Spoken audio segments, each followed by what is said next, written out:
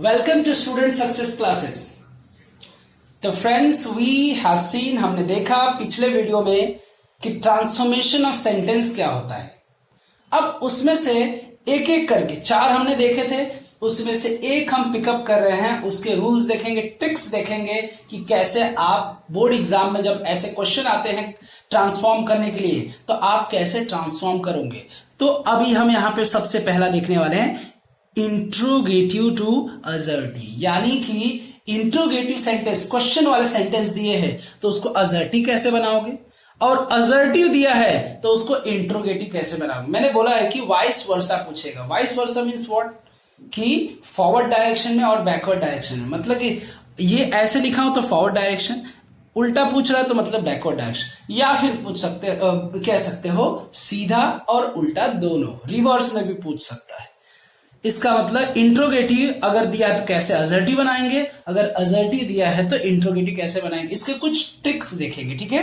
We will see some tricks. वो tricks का इस्तेमाल करके you will be scoring the marks in the board examination. Board exam में आप मार्क्स स्कोर कर सकते हो इसमें, स्पेशली किसमें, ट्रांसफॉर्मेशन में। बहुत ही इजी है, बस ट्रिक्स समझने की देरी है। Let us start with the first trick. पहला ट्रिक हम लोग देखते हैं सबसे पहले कि अफर्मेटिव से जब नेगेटिव बनाना हो तो पहला सबसे सिंपल रूल है कि यहां पे नॉट नहीं है, तो इसका मतलब क्वेश्चन बनाएंगे तो नॉट के साथ ही क्वेश्चन बनाओगे आप। कैसा क्वेश्चन बनाओगे, इसको बोलेंगे नेगेटिव इंट्रोगेटिव। इंट्रोगेटिव बनाएंगे लेकिन उसको नेगेटिव में साथ में कन्वर्ट भी करना पड़ेगा, क्योंकि हम अफर्मेटिव में नॉट नहीं होता है, तो अफर्मेटिव में नॉट नहीं है तो हमें इंट्रोगेटिव में नॉट रखना ही पड़ेगा। ये याद रखना, नॉट और विदाउट नॉट। नॉट अगर नहीं है तो दूसरे में नॉट होना चाहिए, ये कॉन्सेप्ट याद रखना। चलो एग्जाम्पल देख लेते हैं।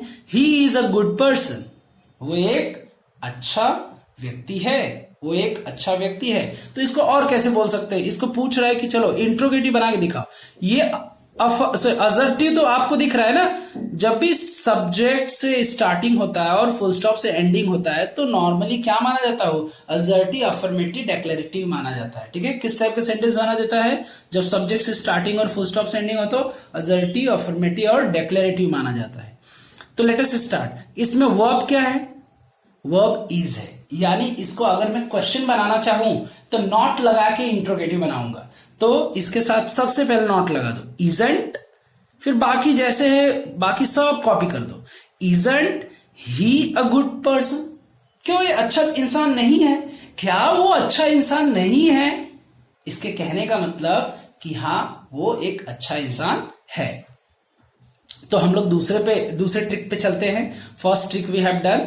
सेकेंड ट्रिक क्या कहता है, दूसरा ट्रिक है कि नो ऑक्सिलरी वर्ब। जब भी ऑक्सिलरी वर्ब नहीं दिखता है, ठीक है, तो उसको हम ऑक्सिलरी वर्ब लगाना पड़ता है, उसको हम ऑक्सिलरी वर्ब रखते हैं सबसे पहले। ठीक है, वो कैसे रखते हैं, ये छोटा सा कॉन्सेप्ट है, we will come to know. अभी मैं बताने वाला हूं कि कैसे हम उसे कन्वर्ट करेंगे। यानी जब नो ऑक्सिलरी वर्ब रहता है, ऑक्सिलरी वर्ब मतलब कि will, shall, can, do, does, did, ये सब अगर हेल्पिंग वर्ब किसी सेंटेंस में नहीं दिखता है तो उसको इस तरीके से सेंटेंस बनाया जाता है। ये जो बॉक्स में दिख रहा है इसको फॉलो अप करना पड़ेगा आपको। जैसे कि he writes a letter, he writes a letter, वो एक खत लिखता है।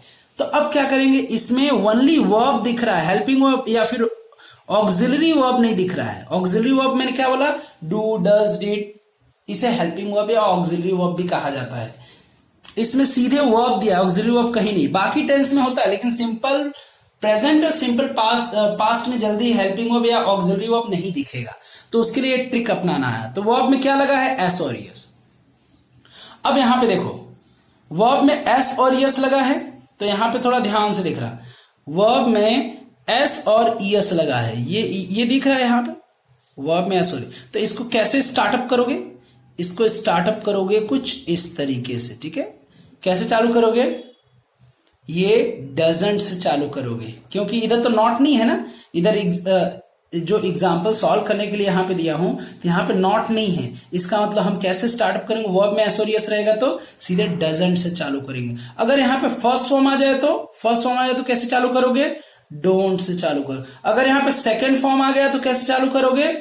डिडंट से चालू करोगे। कैसे स्टार्ट करोगे सेंटेंस? Didn't say, right. और ये डू डज डिड, ये डू डज डिड, ये सबके साथ क्या आता है? जब भी do does did doesn't don't didn't आएगा तो डू डज डिड, जब भी ये भी डू डज डिड ये जब भी दिखे आपको तो उसके साथ एक ही वर्ब का फॉर्म याद रखना है। First form first form first form first form of the verb. दूसरा कोई वर्ब फॉर्म आपको यूज नहीं करना है। यानी डू है तो वेंट नहीं यूज करना है, गो यूज करना है। डज है तो रोट नहीं यूज करना है, राइट यूज करना है, first form of the verb. और डिड है तो आपको रिटन यूज नहीं करना है, रोट यूज नहीं करना है, राइट यूज करना है। यानी डू डज डिड जब भी दिखे तो हमेशा वर्ब का फर्स्ट फॉर्म आपको यूज करना है। ये कॉन्सेप्ट याद रखना। चलो इसको बनाते हैं। जैसा कि मैंने यहां पे एक ट्रिक बताया कि जब भी वर्ब में एस और यस हो तो स्टार्टिंग डजंट से करने का, ठीक है। तो डजंट से चालू करो। डजंट, इसको मैं पेन बदल लेता हूं। डजंट, डजंट और बाकी कॉपी कर दो। डजंट ही, और राइट्स दिया है, वर्ब में एस और यस लगा है। तो अभी मैंने क्या बताया कि जब भी डू डज डिड आता है तो वर्ब का दूसरा फॉर्म एस और यस आएगा ही नहीं फिर दोबारा, है ना। फर्स्ट फॉर्म आ जाएगा, राइट आएगा। Doesn't he write a letter. क्यों खत नहीं लिखता है? इसका मतलब कि आंसर क्या नहीं कर रहा है, हाँ वो खत लिखता है, राइट। तो यहां पे ही राइट्स अ लेटर, तो इसका आंसर क्या होगा? ट्रांसफॉर्मेशन इंट्रोगेटिव, ये होगा doesn't he write a letter. यहां पे भी वही कॉन्सेप्ट काम कर रहा है कि नॉट नहीं है तो इसमें नॉट आएगा ही आएगा। ये कॉन्सेप्ट याद रखना वर्ब में एस और यस और फर्स्ट फॉर्म का और सेकंड फॉर्म का, क्योंकि यही पे बच्चे बार बार मार खाते हैं। क्यों? क्योंकि जब first form second form first form second form का यूज करने जाते हैं तो वहां पे कंफ्यूज रहते हैं। डिड के साथ वर्ब का सिंपल पास्ट में सेकंड फॉर्म आता है तो डिड के साथ भी क्या कर बैठते हैं? सेकेंड फॉर्म लगा देते हैं, लेकिन वो गलत है। डिड के साथ कौन सा फॉर्म आएगा? First form of the verb आएगा। डू डज के साथ कौन सा फॉर्म आएगा? फर्स्ट फॉर्म आएगा। वर्ब में एस और यस फॉर्म नहीं आएगा। चलो next, they did not play football.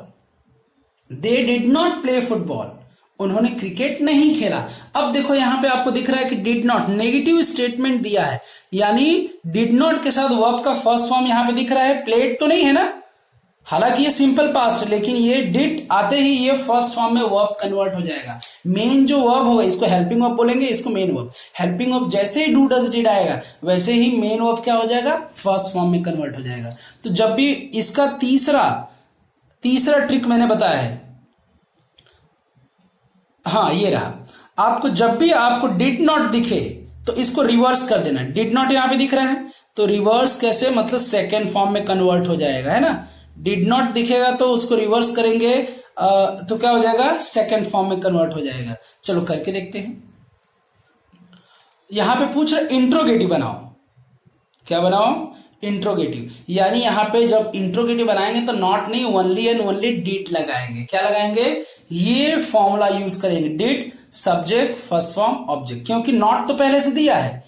तो जब भी इंट्रोगेटिव बनाएंगे तो नॉट नहीं होना चाहिए। मैंने पहले ही कॉन्सेप्ट बताया कि विद नॉट, नॉट है तो नॉट नहीं लगेगा आंसर में, नॉट नहीं है तो आंसर में नॉट लगेगा। चलो इसको बनाते हैं। डिड दे, अब नॉट हट जाए, डिड दे प्ले, प्लेड या प्ले? मैंने अब भी बताया कॉन्सेप्ट कि डिड आते ही प्लेड नहीं होगा, फर्स्ट फॉर्म प्ले होगा। डिड दे प्ले फुटबॉल, क्या उन्होंने फुटबॉल खेला? है ना, क्या उन्होंने फुटबॉल खेला? इसका मतलब क्या आंसर निकल रहा है? नहीं, उन्होंने फुटबॉल नहीं खेला, राइट। लेट अस सी अहेड, आगे देखते हैं। एक और example, I tried my best. अब यहां पे आपको दिख रहा होगा कि ये second form of the verb है। कौन सा फॉर्म ऑफ द वर्ब है? ट्राई। फर्स्ट फॉर्म होता है ट्राइड, सेकेंड फॉर्म होता है, थर्ड फॉर्म भी ट्राइड होता है। Try, tried, tried. यहां पे 3 फॉर्म मैंने दे दिया, first form, second form and third form, ठीक है। तो आपको क्या दिख रहा है? ये सेकेंड फॉर्म दिख रहा है, यानी second form simple past tense में आता है। सिंपल पास्ट टेंस में आता है, इसका मतलब कि इसके लिए हम कौन सा तरीका यूज करेंगे? डिड को सबसे पहले यूज करेंगे, ठीक है। है ना। यहाँ पे नॉट नहीं है तो हम लोग डिडंट का इस्तेमाल करेंगे। नॉट नहीं है ना, नॉट अगर रहता तो डिड आता, डिड सब्जेक्ट फर्स्ट फॉर्म, लेकिन नॉट नहीं है तो यहाँ पे डिडंट से चालू करेंगे। Let us start. Didn't I try. अब यहां पे डिड के साथ वर्ब का कौन सा फॉर्म आ रहा है? First form. Didn't I try my best. क्या मैंने अपनी कोशिश नहीं किया? इसका मतलब कि नहीं, आपने सॉरी नहीं, मैंने तो कोशिश पूरी की। चलो अभी we will see third one trick. तीसरा ट्रिक हम लोग देखेंगे। What is the third trick? अब ये जो फॉर्मेट है, राइट, जो मैं अभी ट्रिक बताया, इसका बार बार इस्तेमाल आपको करना पड़ेगा। अच्छी तरह से लिख लेना, ठीक है। चलो third trick, we will see the third trick. तीसरा ट्रिक क्या कह रहा है कि जब भी आपको नेवर दिखे, अगर पूछे कि इंट्रोगेटिव सेंटेंस में बदल दो, तो वो आपको नेवर हटा के एवर जोड़ना पड़ेगा। जैसे कि आई नेवर टोल्ड अ लाई, मैंने कभी झूठ नहीं बोला। यानी फिर से वही चीज, टोल्ड मतलब second form of the verb है। टोल्ड कौन सा फॉर्म ऑफ द वर्ब है? Second form of the verb है। Second form of the verb, ये second form of the verb है। जब second form of the verb है तो मैंने क्या बताया है आपको, जब second form of the verb होगा तो कैसे चालू होगा? आपका इंट्रोगेटिव बनाना है तो इसमें नॉट तो है ना या नहीं है? है। नेवर में नॉट जुड़ता है, क्योंकि नेवर हमेशा किससे बनता है? नेवर बनता है नो प्लस एवर से। नेवर कैसे बनता है? No plus not plus ever से, तभी तो नेवर बनता है ना। तो नेवर में हम क्या मानेंगे कि नॉट है, यानी नॉट दिया है। तो अब जो आंसर लिखेंगे यानी इंट्रोगेटिव सेंटेंस बनाएंगे वो विदाउट नॉट रहेगा, यानी एवर जोड़ेंगे लेकिन नॉट नहीं जोड़ेंगे। तो ये इसमें से कौन सा ट्रिक मैंने बताया कि जब नॉट दिया हो तो सीधे डिड का इस्तेमाल करने का है। सिंपल पास्ट सेकेंड फॉर्म है, इसलिए सीधे डिड आएगा। डिड से चालू करो। डिड आई एवर टोल्ड या टेल? अब भी मैंने ट्रिक बताया कि डू डज डिड जब भी आएगा तो हमेशा वर्ब का फर्स्ट फॉर्म आएगा। यानी डिड आई एवर टोल्ड नहीं, टेल अ लाई। अब एक क्वेश्चन मार्क हो गया। अब यू कैन सी हियर, इसमें नॉट था तो इंट्रोगेटिव सेंटेंस बनाया तो नॉट नहीं आया। This is the concept. और एक और एग्जांपल देखते हैं इसके साथ। The second example, she never tells a lie. अब नेवर टेल्स वर्ब में एसोरियस है, नेवर भी है, नेगेटिव भी है, और टेल्स वर्ब में एसोरियस है। वर्ब में जब एस और ईएस रहेगा तो उसको कैसे स्टार्टअप करेंगे? डजंट और सब्जेक्ट फर्स्ट फॉर्म से स्टार्टअप करेंगे। तो डजंट, नॉट तो यूज करेंगे नहीं, तो सीधे डज आ जाएगा। यानी डज शी, अब नेवर का एवर हो जाए, डज शी एवर टेल्स नहीं, टेल आ जाएगा। क्यों? डज के साथ, डू के साथ, डिड के साथ वर्ब का first form, tell a lie, question mark. ये हो गया आपका अफर्मेटिव से इंट्रोगेटिव हो गया। क्या हो गया? अफर्मेटिव से इंट्रोगेटिव बन गया। और एक और एग्जांपल लास्ट में दिया हुआ है, इसको भी कर लेते हैं। Let us do. They never scold me. अभी टेंस कौन सा है? ये सिंपल प्रेजेंट टेंस है। कैसे पता चला? वर्ब का यहाँ पे फर्स्ट फॉर्म यूज हुआ है। जब भी वर्ब का फर्स्ट फॉर्म यूज होगा मतलब सिंपल प्रेजेंट टेंस है। ये रहा। तो इसको स्टार्टअप कैसे करेंगे? डोंट सब्जेक्ट फर्स्ट फॉर्म से करेंगे। तो यहाँ पे कैसे करेंगे? नेवर दिया है तो डोंट से नहीं चालू करेंगे, डू से चालू करेंगे, है ना। तो डू दे, नेवर है तो ever, do they ever, scold का स्कॉल्ड ही होगा first form. Do they ever scold me, question mark. ये रहा तीन इट मीन्स एग्जाम्पल जो ट्रिक नंबर 3 में फॉल होता है, यानी ट्रिक नंबर 3 में मैंने बताया। Okay, let us move to the trick number 4। चौथा ट्रिक है all, everybody, everyone. Everybody, everyone, all जब भी दिखे तो उसको हमें किस में कन्वर्ट कर देना है? हु, फिर डज नॉट, डू नॉट, या फिर डजंट, डोंट एंड डिडंट, फिर first form subject sorry object. यहां पे सब्जेक्ट क्यों नहीं आएगा? क्योंकि हु खुद पूछ रहा है कि what is the subject, who is the subject. तो हु लगाने से सब्जेक्ट मिलता है, ये खुद ही it is asking subject. Who लगाने से क्या मिलता है? Asking subject. इसका मतलब कि यहां पे सब्जेक्ट नहीं आएगा। अब बोलोगे सर सब्जेक्ट क्यों नहीं आएगा? तो आंसर सीधा है कि हु लगाने से हमें से क्वेश्चन में हमें सब्जेक्ट ढूंढना पड़ता है। इसका मतलब हु हम यहां पे लगा रहे हैं तो सब्जेक्ट नहीं लगाना पड़ेगा। लेट अस सी। everyone wants money, सबको पैसे ही चाहिए, है ना, हर कोई को पैसा ही चाहिए। तो इसको अब कैसे बोल सकते हैं, क्वेश्चन बनाना है तो जब भी एवरीबडी, एवरीवन, ऑल करके आएगा तो उसको ऐसे सेंटेंस में कन्वर्ट कर दोगे। कैसे? एवरीवन को कैसे, एवरीवन को रिप्लेस करोगे हु से। हु डजंट वांट मनी, किसको पैसा नहीं चाहिए, तो इसका मतलब एवरीवन को मैंने रिप्लेस कर दिया हु से। वांट्स नेगेटिव ये नहीं है ना, इसका मतलब कि जब भी इंट्रोगेटिव बनाओ तो नेगेटिव वर्ड्स का इस्तेमाल करना पड़ेगा। ये सिंपल प्रेजेंट टेंस है, वर्ब में एस और यस है तो डजंट आएगा, वर्ब का फर्स्ट फॉर्म होता तो डोंट आता, सेकंड फॉर्म होता तो डिडंट आता। ठीक है, तो यहां पे बना के भी देख लेते हैं, लेट अस कन्वर्ट इट, इसको बना लेते हैं यहां पे। ये इसका आंसर होगा who doesn't, who doesn't, who doesn't. अब यहां पे डजंट या हु डजंट के बाद क्या मैंने बोला है कि फर्स्ट फॉर्म ही आएगा, दूसरा फॉर्म मत लगा देना।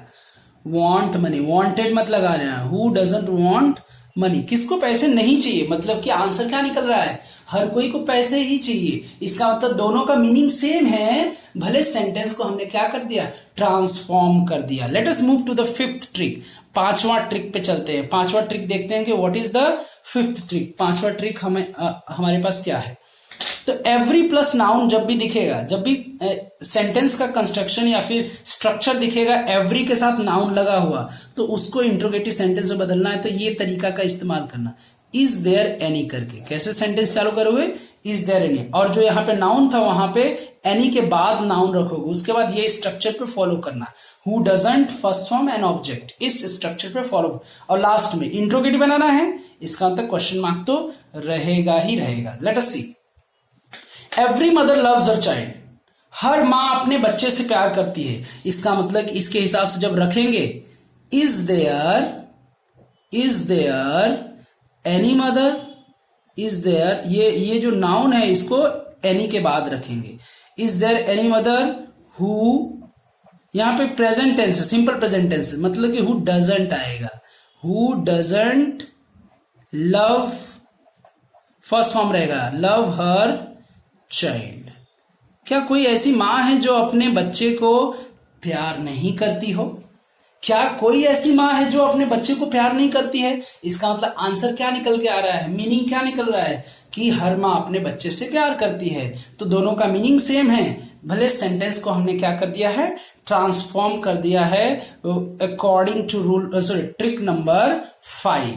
अब ट्रिक नंबर 6 का इस्तेमाल करते हैं। What is there in the trick number 6? Nobody, nobody यहां पे लगा हुआ है, नोबडी, नन और नो वन आएगा तो उसको हम हु में कन्वर्ट कर देंगे। ठीक है, और लास्ट में क्या करेंगे, क्वेश्चन मार्क लगा देंगे। ठीक है, who loves, sorry, nobody loves me, कोई मुझसे प्यार नहीं करता है। इसका मतलब कि who loves me, nobody loves me, इसका मीनिंग क्या होगा, कोई बताएगा?